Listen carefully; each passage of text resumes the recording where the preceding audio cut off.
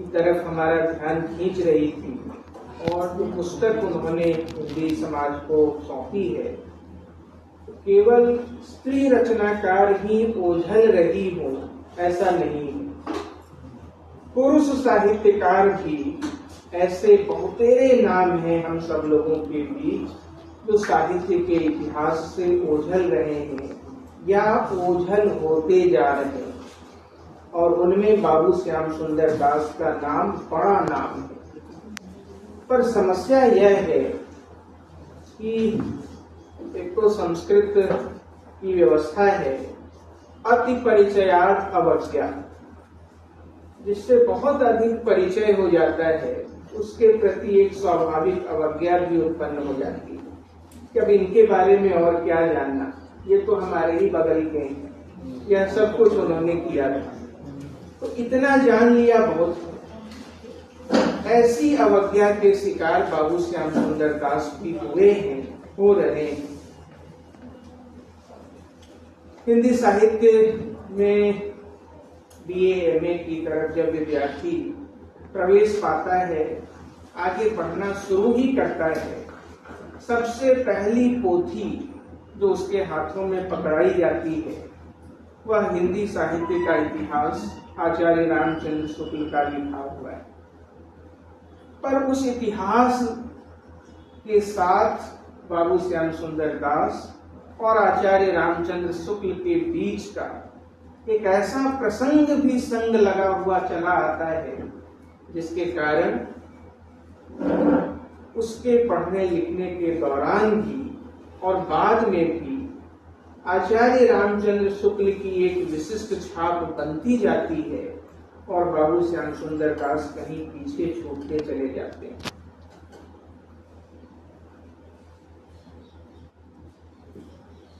कुमारी भट्ट एक बड़े दार्शनिक हुए हैं, उन्होंने एक व्यवस्था दी थी, कहा था कि न तत्रातीव प्रकर्तव्यम दोष दृष्टि परम मनः दोषो यविद्यमानो अपि तच्चित्तानां प्रकाशते। यह कहा कि मन को केवल दोष दर्शन की ओर ही अत्यंत न लगाना चाहिए, क्योंकि जिनके चित्त पर दोष ही चढ़ा रहता है उन्हें वहां भी दोष दिखाई देता है जहां नहीं है। अभी जो कुछ भी आपके सम्मुख में निवेदन करूंगा उसको इसी संदर्भ में देखने की आवश्यकता है। व्यास जी ने भी एक व्यवस्था दी और बहुत ध्यान देने की व्यवस्था है। कहा कि मुनेरपि वनस्थस्य स्वानि कर्माणि कुर्वतः उत्पद्यन्ते त्रयः पक्षा मित्रोदासीन शत्रवः। वन में जो मुनि हैं, ऋषि हैं, वो किसी का कुछ नहीं बिगाड़ते, किसी का अहित नहीं करते, पर स्वाभाविक रूप से ही उनके प्रति भी तीन पक्ष हो जाते हैं, मित्रों का, शत्रुओं का और उदासीन रहने वालों का। तो जब ऋषि मुनियों के साथ जिनके कुछ न करने से भी तीन तरह के लोग उत्पन्न हो ही जाते हैं, तो बाबू श्याम सुंदर दास तो मनुष्य थे, इसी संसार में बाबू श्याम सुंदर दास ने हिंदी भाषा और साहित्य की सेवा को अपना धर्म बना लिया। धर्म जब मैं कह रहा हूं, धर्म की एक बड़ी पुरानी परिभाषा दी गई है, वशिष्ठ धर्म सूत्र, छोटा सा सूत्र है, अगृह्यमान कारणों धर्म। ऐसे कारण को धर्म कहते हैं जिनके बारे में पता न लग सके, उस कारण को जब हम जान न सके वही कारण धर्म है। बाबू श्याम सुंदर दास ने अपना पूरा जीवन किस प्रयोजन से हिंदी भाषा और साहित्य को दिया, यह हम जान नहीं सकते। हम यह कह सकते हैं कि उनकी अभिरुचि थी और एक बार जब उस मार्ग में बढ़ चले तो फिर वापस लौटने की उनकी प्रवृत्ति नहीं थी। पर यह पर्याप्त नहीं लगता, क्योंकि पूरे जीवन भर अन्ना जी इस बात को समझते होंगे, साहित्य सेवा को छोड़कर उन्होंने और कुछ किया ही नहीं। इसी अर्थ में मैं कह रहा हूं कि हमें मालूम नहीं है कि उन्होंने ऐसा क्यों किया और यह उनका धर्म था। पर इस पूरे प्रसंग में एक दूसरा पक्ष भी है और वहीं से अपनी बात मैं आरंभ करूंगा। हिंदू विश्वविद्यालय की सेवा से जब उन्होंने अवसर ग्रहण किया तो उनके लिए एक अभिनंदन पत्र उन्हें समर्पित किया गया था और उसमें मुख्य रूप से 3 बातें बताई गई हैं। पहली बात तो यह उसमें उनके प्रति निवेदित किया गया कि जिस तरह की तपस्या, एक एक शब्द बहुत ही अर्थगर्भी है, तपस्या, साधना, विद्वता, दक्षता और तत्परता, ये 5 विशेषण बाबू श्याम सुंदर दास के लिए प्रयुक्त हुए हैं उस अभिनंदन पत्र में। और यह नहीं भूलना चाहिए कि जिस समय यह अभिनंदन पत्र उन्हें सौंपा गया, वो तो अवकाश प्राप्त कर रहे थे, उनके बाद आचार्य रामचंद्र शुक्ल के ही कंधों पर उस विभाग की जिम्मेदारी थी। तो यह कहा जाए या न कहा जाए, इस अभिनंदन पत्र के निर्माण में आचार्य रामचंद्र शुक्ल की भूमिका थी ही, ऐसा मानने में कोई संदेह नहीं। आचार्य रामचंद्र शुक्ल ने जिन 5 विशेषताओं की तरफ संकेत किया है, इतिहास के प्रसंग में एक छोटी सी घटना को हम इतना अधिक महत्व देते हैं, पर आचार्य शुक्ल के इस अभिनंदन पत्र की तरफ हमारा ध्यान कम जाता है। जो दूसरी बात उस अभिनंदन पत्र में लिखी है, युग की उत्कृष्ट साहित्य रचना का इतिहास आपकी उद्यमशीलता का इतिहास है। ये 1-2 वर्षों की चर्चा नहीं है, इसमें 40 वर्षों या उससे भी अधिक का समय इसमें बताया जा रहा है। और जो तीसरी बात है, बाबू श्याम सुंदर दास ने ग्रंथों की ही नहीं, ग्रंथकारों की रचना की। अब इन 3 विशेषताओं के आलोक में श्याम सुंदर दास के व्यक्तित्व और कृतित्व को देखे जाने की आवश्यकता है। 1903 में सरस्वती का संपादन बाबू श्याम सुंदर दास ने छोड़ा और महावीर प्रसाद द्विवेदी को यह दायित्व मिला था। 1903 में जानबूझकर कह रहा हूं, 1893 में नागरिक प्रचारणी सभा की स्थापना का उद्यम होता है और केवल 10 बरस बीते हैं। बाबू साहब का भी बहुत सारा लेखन अभी सामने नहीं आया है, पर यह 1903 के सरस्वती के अपने पहले संपादित किए गए अंक में महावीर प्रसाद द्विवेदी ने लिखा है श्याम सुंदर दास के प्रति, जिन्होंने बाल्यकाल से ही अपनी मातृभाषा हिंदी में अनुराग प्रकट किया, जिनके उत्साह और अशांत श्रम से नागरिक प्रचारणी सभा की इतनी उन्नति हुई, हिंदी की दशा को सुधारने के लिए जिनके उद्योग को देखकर सहस्त्रशः साधुवाद दिए बिना नहीं रहा जाता, जिन्होंने विगत 2 वर्षों में इस पत्रिका के संपादन कार्य को बड़ी योग्यता से निभाया, उन विद्वान बाबू श्याम सुंदर दास के चित्र को इस वर्ष के आदि में प्रकाशित करके सरस्वती अपनी कृतज्ञता प्रदर्शित करती है। और उनका चित्र छपा और उसके नीचे यह छपा था कि मातृभाषा के प्रचारक विमल बीए पास, सौम्यशील निधान बाबू श्याम सुंदर दास। साथ में इस विमल बीए पास को लगभग एक मुहावरे की तरह हिंदी जगत ने प्रयोग किया है। वह एक अप्रिय प्रसंग है, पर मैं जिस बात की तरफ ध्यान दिलाने की चेष्टा कर रहा हूं, इतना सब कुछ उस व्यक्ति के बारे में लिखा जा रहा है जिसका लिखा पढ़ा अभी बहुत कुछ सामने नहीं आया था। यह 1903 की बात है। बाबू श्याम सुंदर दास पर विचार करते हुए उनके व्यक्तित्व के भी और मुख्य रूप से साहित्य की दुनिया में उनकी गतिविधियों के कई पक्ष दिखाई पड़ते हैं। यह ओझल रह जाता है ऐसे बालक श्याम सुंदर दास की तैयारी किन किन विषयों की थी। बाबू रामचंद्र शुक्ल के आचार्य रामचंद्र शुक्ल के बारे में बहुत कुछ सामने आया है, पर आपको यह जानकर आश्चर्य होगा कि जब उन्होंने नागरिक प्रचारणी सभा की स्थापना का उपक्रम किया, संयोगात यह सब होता गया था, वह कथा सबको मालूम है, विदित है। पर पहला उनके साहित्यिक जीवन का जो निबंध है वह उन्होंने अंग्रेजी से अनुवाद किया था। एड्स टू कंटेंटमेंट नाम से एक निबंध था जॉन मॉरिस का। कोई कहीं कहीं यह भी संदर्भ आया है कि वह हेल्प नामक एक विद्वान का निबंध था, पर यही पहला निबंध था जिसका अनुवाद उसी विद्यार्थी जीवन में बाबू श्याम सुंदर दास ने किया था, संतोष नाम से।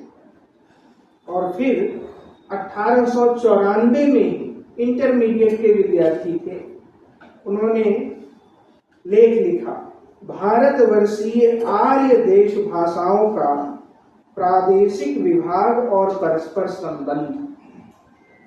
यह लेख क्या सूचित करता है? उस इंटरमीडिएट के विद्यार्थी की क्या तैयारी? उसी विद्यार्थी का उसी समय का लेख कलकत्ते के एशियाटिक सोसाइटी की पत्रिका में छपता है और उसका शीर्षक है नागर जाति और नागरी लिपि की उन्नति। यह सब 1893-94 की बातें हैं।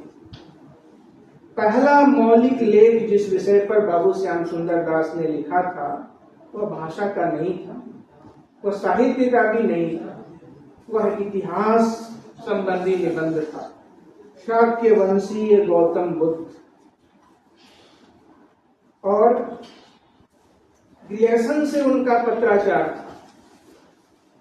अनुवाद के माध्यम से ही महामना मालवीय जी के संपर्क में आए थे। सवालांतों में नागरी लिपि का प्रयोग हो इसके लिए आलेख तैयार किया था मालवीय जी ने अंग्रेजी में, code character and primary education in the north western provinces and our. इस लेख का अनुवाद किया था बाबू श्याम सुंदर दास ने। यह सब मैं बार बार इसलिए कह रहा हूं, उस श्याम सुंदर दास को हम नहीं जानते जिस श्याम सुंदर दास की इतनी विविध वर्णी बहुविषयक और बहुत गंभीर तैयारी थी साहित्य में आने से पहले। नागरिक प्रचारणी सभा में क्या किया उन्होंने? 3 उन्होंने अपने ध्येय बनाए थे आरंभ में। पहला ध्येय उनका था लुप्त प्राय हिंदी ग्रंथों की खोज और प्रकाशन।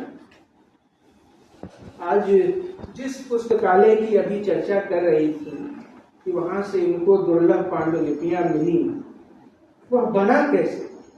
आर्य भाषा पुस्तकालय उसका नाम है। इसी जो लुप्त प्राय हिंदी ग्रंथों की खोज और पांडुलिपियों की खोज का बड़ा अभियान चलाया था नागरिक प्रचारणी सभा के प्रधानमंत्री रहते हुए बाबू श्याम सुंदर दास ने। और पूरे हिंदी क्षेत्र के गांव-गांव में उन्होंने अपना एक नियुक्त किया था इस काम के लिए। उनको पारिश्रमिक दिया जाता था सभा की तरफ से, और इस प्रक्रिया में हजारों पांडुलिपियां और हजारों पुस्तकें इकट्ठा हुई जो आज आर्य भाषा पुस्तकालय है। यह उस प्रक्रिया का परिणाम है। यदि यह अभियान न चला होता तो आर्य भाषा पुस्तकालय भी अस्तित्व में नहीं आ सकता था। और जिन ग्रंथों की खोज की गई उसके 7 रिपोर्ट बाबू श्याम सुंदर दास ने प्रस्तुत किए। 9 साल तक वेदव्यास ने श्रेय किसे दिया है? लिखा है, शब्द सागर की उपयोगिता और सर्वांग पूर्णता का अधिकांश श्रेय पंडित रामचंद्र शुक्ल को प्राप्त है, तो इसमें अत्युक्ति नहीं होगी। यह स्वयं उनके शब्द हैं। कोश ने शुक्ल जी को बनाया और कोश को शुक्ल जी ने। उनके मन में तो कोई दुविधा नहीं है ऐसा कहते हुए। जिस प्रकार सभा को मैंने बनाया और सभा ने मुझे, यह कहा है बाबू श्याम सुंदर दास ने। और जब इस कोश का प्रकाशन हुआ, बड़ा उत्सव मनाया गया। कोशोत्सव उसे कहते हैं। उस कोशोत्सव में आचार्य केशव प्रसाद मिश्र ने संस्कृत में एक पद्य लिख करके सुनाया था। उसमें इन्हीं 2 व्यक्तियों की चर्चा है। लिखा है उन्होंने, श्याम सुंदर विभूति भूषितो रामचंद्र रचितालि मालिका। पूरे शब्द सागर में एक तरफ श्याम सुंदर है और एक तरफ रामचंद्र। अद्भुत पद्य है, छोटा सा है, पर उसे देखना चाहिए। 1910 तक तो ऐसी कोई बात नहीं थी कि श्याम सुंदर दास अलग है, रामचंद्र शुक्ल अलग है। ये सब आया कहां से?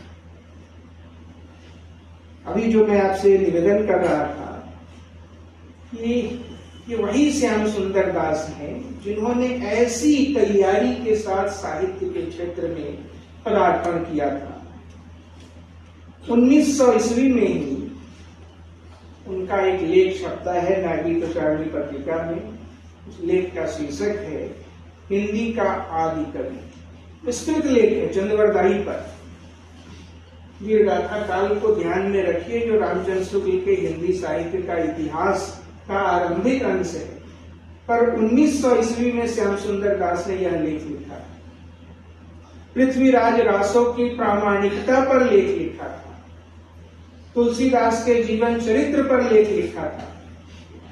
शुक्ल जी के इतिहास में चुटकी ली गई है। कोई बेनी माधव दास जी का अयोध्या में एक ग्रंथ निकला है और वहां के लोग बड़े चतुर हैं, बीच बीच में ऐसे ग्रंथ निकालते रहते हैं और उसमें गोसाई चरित्र का नाम है। उसके बारे में इन्होंने कुछ कहा है, अभी उस प्रसंग पर नहीं आ रहा हूं, बस ध्यान दिलाने के लिए श्याम सुंदर दास कौन था। जो पुरानी हिंदी नाम से चंद्रधर शर्मा गुलेरी की पुस्तक बाद में छपी, उसको पूरा श्याम सुंदर दास ने छापा था। यानी हिंदी साहित्य का जो आदिकाल है, और आदिकाल वीरगाथा काल, पृथ्वीराज रासो, विशलदेव रासो, हम्मीर रासो, ये सारे ग्रंथ जब उन पांडुलिपियों की खोज के माध्यम से सामने आ रहे थे, ये उसी समय की परिघटना है। दास जी और आचार्य शुक्ल साथ साथ में थे। बहुत कुछ लेखन उनका साथ साथ का है। हिंदी साहित्य सम्मेलन इलाहाबाद के अधिवेशन में सभापति होकर गए थे। वहां बतौर सभापति जो उनका भाषण हुआ था, अद्भुत भाषण। आचार्य रामचंद्र शुक्ल की चर्चा हम करते हैं कि अपने जमाने में बहुत वैज्ञानिक सोच और विकासवाद के सिद्धांत के पोषक थे। उस भाषण को पढ़ना चाहिए, पूरा विज्ञान है उसमें। और शुक्ल जी ने उस भाषण में उनकी सहायता की थी। बनारस काशी से लखनऊ गए थे उनके बुलावे पर, और वहां रहकर उन दोनों ने मिलकर वह भाषण तैयार किया। ऐसी कोई कटुता होती तो क्या यह संभव होता? जो उनकी साहित्य साधना है, कई तरह के ग्रंथ उन्होंने तैयार कराए हैं, अलग अलग कारणों से, प्रयोजन अलग अलग था। तो मौलिक पाठ्य पुस्तकें उन्होंने तैयार की।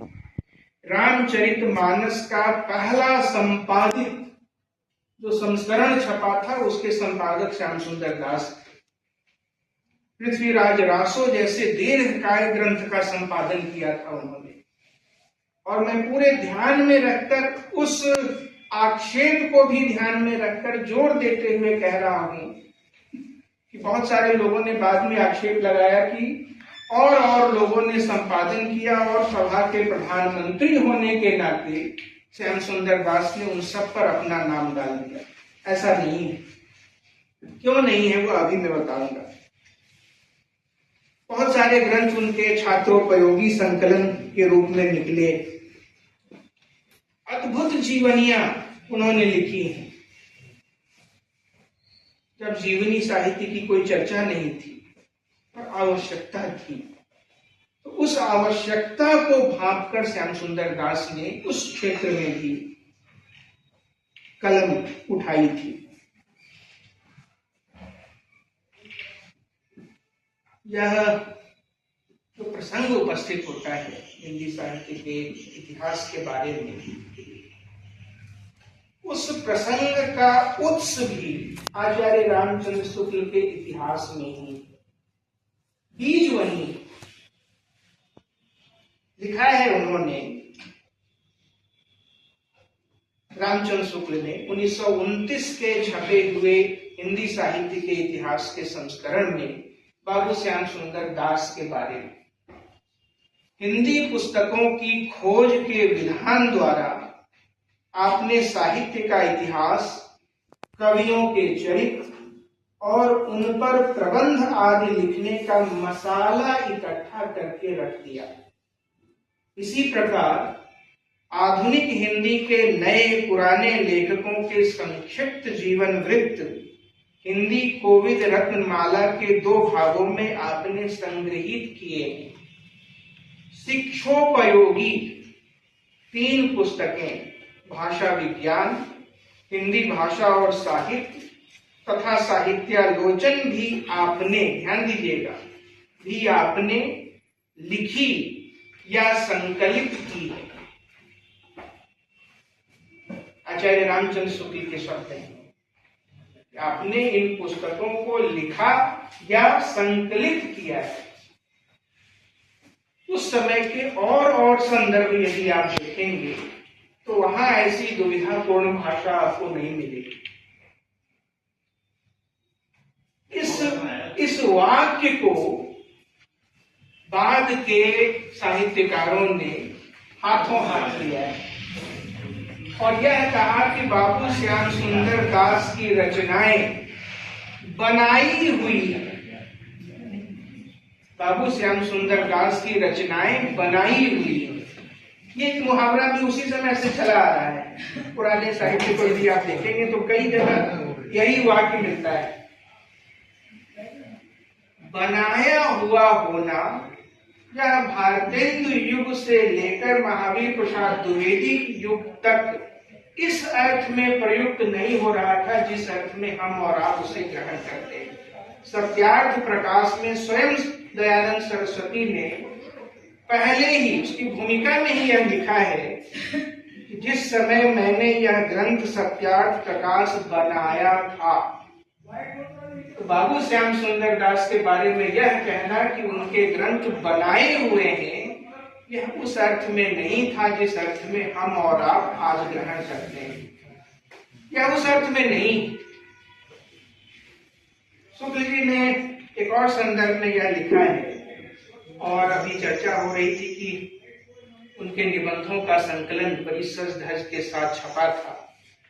शुक्ल जी ने अपने इतिहास में बाबू श्याम सुंदर दास को समीक्षक नहीं माना है, केवल निबंधकार के रूप में चर्चा की और उसमें भी यह कहा कि पुस्तकों और कवियों की आलोचना के अतिरिक्त पाश्चात्य काव्य मीमांसा को लेकर भी बहुत से लेख और पुस्तकें काल में लिखी गई, जैसे बाबू श्याम सुंदर दास कृत साहित्यालोचन और पद्मलाल पुन्नालाल बख्शी कृत विश्व साहित्य।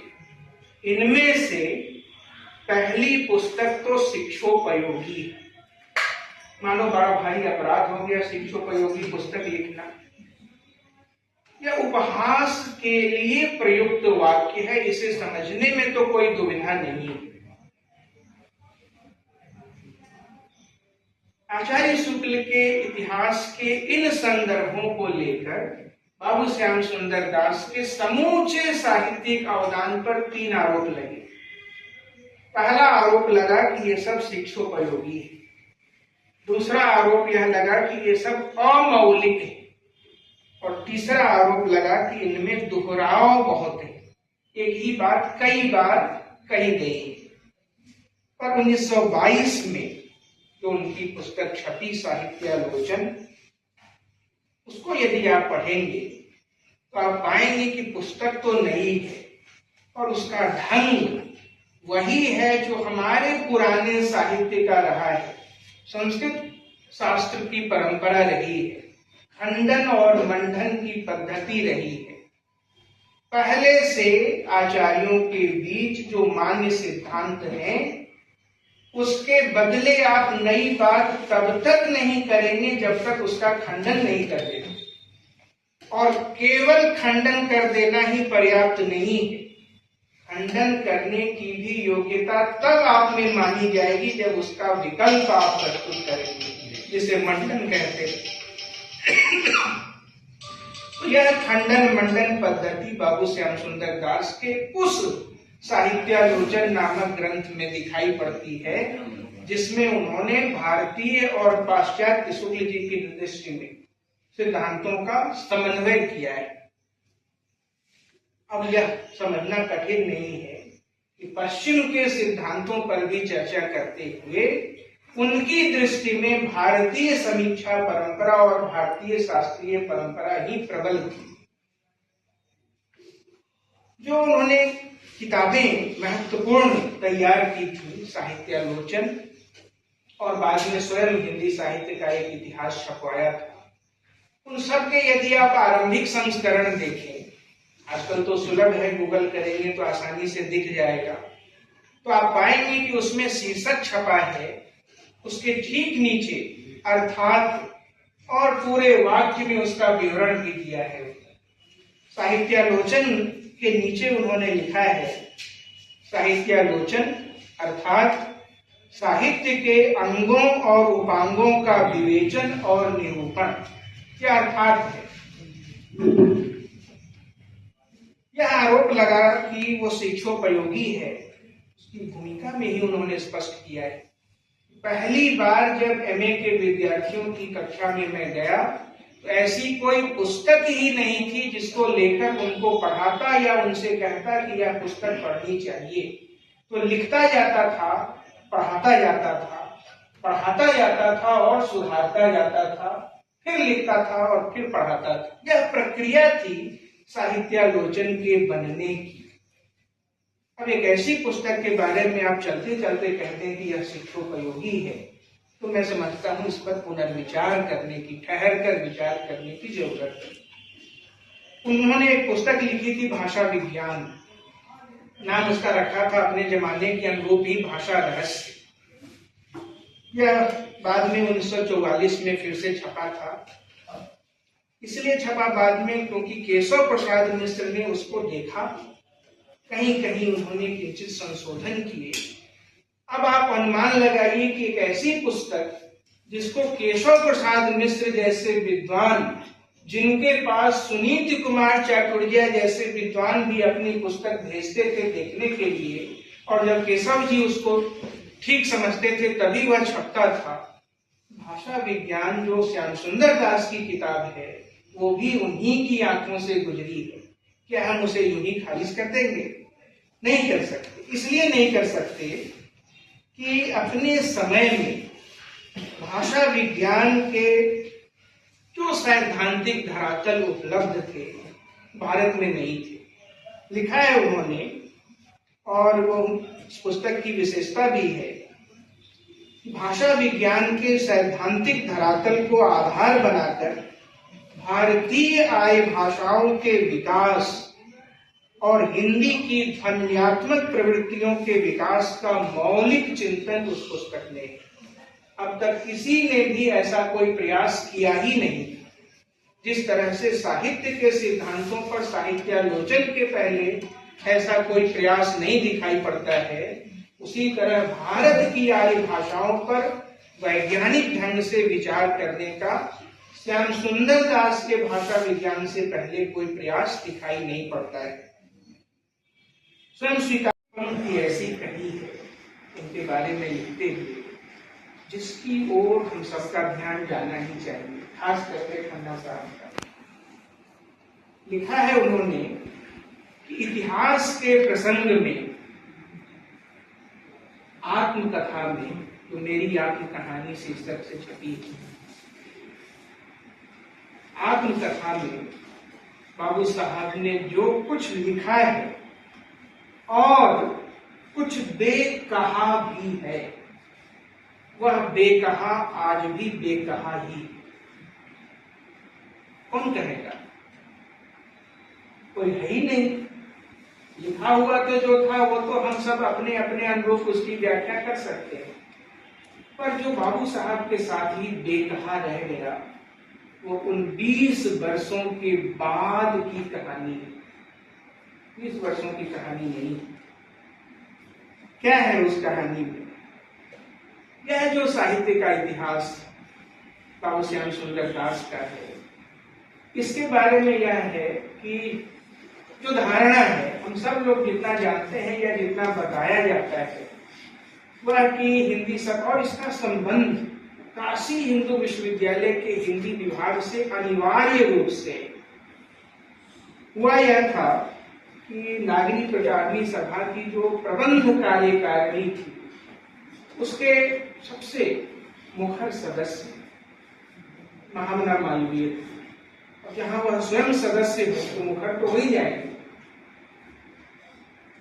शब्द सागर का काम जब पूरा हो गया तो बैठक बुलाई गई, और उस बैठक में स्वयं बाबू साहब ने यह प्रस्ताव किया कि इसके छपने के साथ इसकी भूमिका के रूप में हिंदी साहित्य का इतिहास और हिंदी भाषा का इतिहास को भी शामिल किया जाए। मालवीय जी महाराज ने वहां छूटते ही 2 प्रश्न किए। एक प्रश्न तो यह किया कि क्या हिंदी में ऐसा साहित्य उपलब्ध भी है जिसको आधार बनाकर बीए और एमए की कक्षा में पढ़ाई शुरू की जा सकती है? एक प्रश्न उन्होंने किया, क्योंकि साहित्य का इतिहास लिखने का प्रस्ताव आया था। दूसरा उन्होंने कहा कि बनाया तो आपने शब्दकोश है, तो कायदे से तो इसमें भाषा का इतिहास ही रहना चाहिए, कोश का इतिहास रहना चाहिए, पर साहित्य का इतिहास सम्मिलित कर रहे हैं। तो यदि आप मुझे संतुष्ट कर लेते हैं कि सचमुच हिंदी में ऐसा साहित्य है, तो यह प्रस्ताव ठीक माना जाएगा। और तब बाबू श्याम सुंदर दास ने सभा की उन रिपोर्टों का हवाला दिया और कहा कि ऐसे हजारों ग्रंथ हैं, 1-2 की कौन कहे, और उन ग्रंथों के आधार पर ही कलकत्ता विश्वविद्यालय एमए की पढ़ाई शुरू कर चुका है। और उसी मीटिंग के बाद मालवीय जी महाराज के मन में यह धारणा बैठी कि हिंदू विश्वविद्यालय में भी हिंदी में पढ़ाई शुरू हो सकती है। यह जो संस्थाएं हैं, नागरी प्रचारणी सभा, भारत कला भवन, हिंदू विश्वविद्यालय का हिंदी विभाग, ये सब बहुत गहरे अर्थों में आपस में जुड़ी हुई है। और मैं यह कह रहा था कि इस इतिहास का यह जो प्रसंग है कि जो संग संग लिखा गया होगा, लिखा गया कि नहीं लिखा गया ये तो अनकहा रह गया, पर यदि लिखा गया होगा तो आचार्य रामचंद्र शुक्ल के नाम से ही वह छपा है। बाद में 1930 में अपने लिखे हुए हिस्से को बाबू श्याम सुंदर दास ने हिंदी साहित्य नाम से छपवाया अलग से। 1930 बहुत ही महत्वपूर्ण वर्ष है। कल्पना करिए, आचार्य रामचंद्र शुक्ल का मुकम्मल इतिहास 1930-29 में छप चुका है। क्या कोई छोटा मोटा इतिहासकार यह चेष्टा भी कर सकता है या करने की सोच सकता है ठीक उसी वर्ष एक नया इतिहास हम लिख करके सामने ले आए। यदि उसकी मुकम्मल तैयारी नहीं है तो कहां से ले आएगा? पर बाबू श्याम सुंदर दास का इतिहास छपा है, 1930 में ही छपा है, मुकम्मल तैयारी से छपा है। शुक्ल जी के इतिहास से भिन्न इतिहास छपा है, या वही इतिहास नहीं। उसका एक इतना महत्वपूर्ण इतिहास वह निकला कि बाद में उसका एक संक्षिप्त संस्करण तैयार किया आचार्य नंदुलारे वाजपेयी ने, हिंदी साहित्य का संक्षिप्त इतिहास नाम से। बहुत सारे लोग उसको नंदुलारे वाजपेयी का ही इतिहास मानते हैं, क्योंकि बाबू साहब ने उस पर नंदुलारे वाजपेयी का नाम ही प्रमुखता से प्रकाशित कराया है। अब मैं जो पहली बात कर रहा था कि लोग कहते हैं कि दूसरों के संपादन किए गए किताबों पर बाबू साहब अपना नाम लेते हैं, वो अपनी ही किताब के संस्करण पर नंदुलारे वाजपेयी का नाम छपवाते हैं। वहां तो कोई दुविधा नहीं थी, कोई समस्या नहीं थी। यह जो हिंदी साहित्य छपा उसमें भी उन्होंने उसके शीर्षक के साथ अर्थात लिखा है। उसमें 3 बातें लिखी है।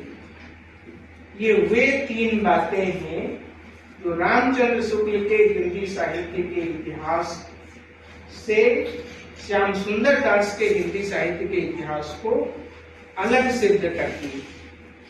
पहला उन्होंने लिखा है इसमें, हिंदी साहित्य के भिन्न कालों का इतिवृत्त, उन कालों की राजनीतिक, धार्मिक, साहित्यिक, सामाजिक परिस्थिति तथा उनके मुख्य निर्माताओं का वर्णन। ये जो अंग्रेजी में पहले 19वीं शताब्दी 18वीं शताब्दी में किताबें छपती थी, उसमें मुख्य शीर्षक के नीचे विवरण होता था। क्योंकि अंग्रेजी के ही विद्यार्थी रहे थे बाबू साहब, तो उनकी वह तैयारी यहाँ भी दिखाई पड़ती है। शुक्ल जी ने तो 1929 में अपने इतिहास में बाबू साहब को खारिज कर दिया कि वो समीक्षक नहीं है, केवल निबंधकार हैं, उनकी किताबें बनाई हुई हैं। पर 1930 में बाबू श्याम सुंदर दास ने अपने इतिहास में शुक्ल जी को आलोचक भी माना, विद्वान भी माना, और वह भी माना जो आज भी हम नहीं मानते हैं, एक बड़ा कवि भी माना।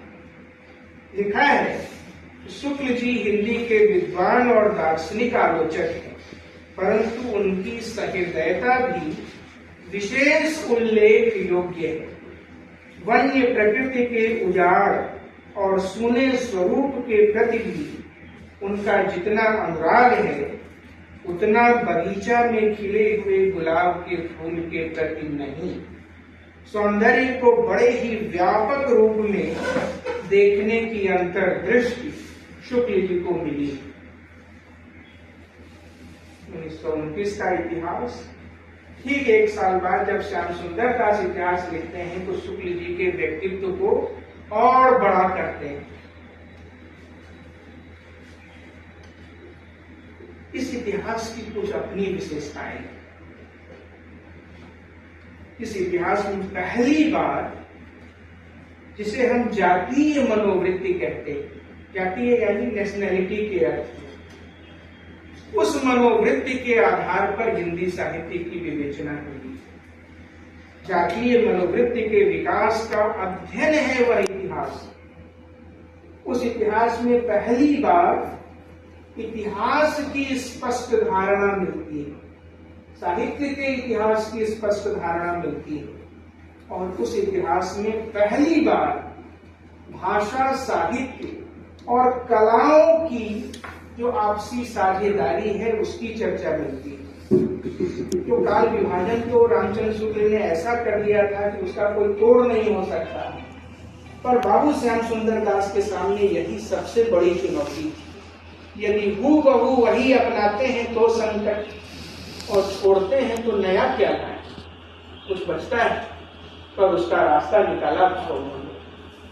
उसकी आलोचना हो सकती है, उस पर प्रश्न चिन्ह हो सकते हैं, पर यह 1930 के बाबू श्याम सुंदर दास की मेधा और साहित्य के अध्ययन, साहित्य की तैयारी का प्रमाण है।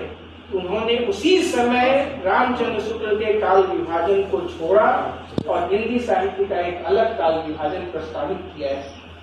उन्होंने साहित्य प्रवृत्तियों की धारावाहिकता की चर्चा की और यह कहा कि जो वीर गाथा की प्रवृत्ति है वो केवल वीर गाथा काल में ही तो नहीं समाप्त हुई, तो आगे चलकर भूषण और कभी मैथिली सर्वभुक्त तक आते हैं, दिनकर तक आते हैं। इनकी कविता को क्या हम वीर गाथा की कविता नहीं कहेंगे। तो साहित्य के कालखंड में एक धारावाहिक कालखंडों की प्रस्तावना उन्होंने की थी और यह कहा उन्होंने, समय ज्यादा हो रहा है क्या? बस 5-7-10 मिनट का, उसको मैं छोड़ जाऊंगा, समझ जाएंगे। ये जो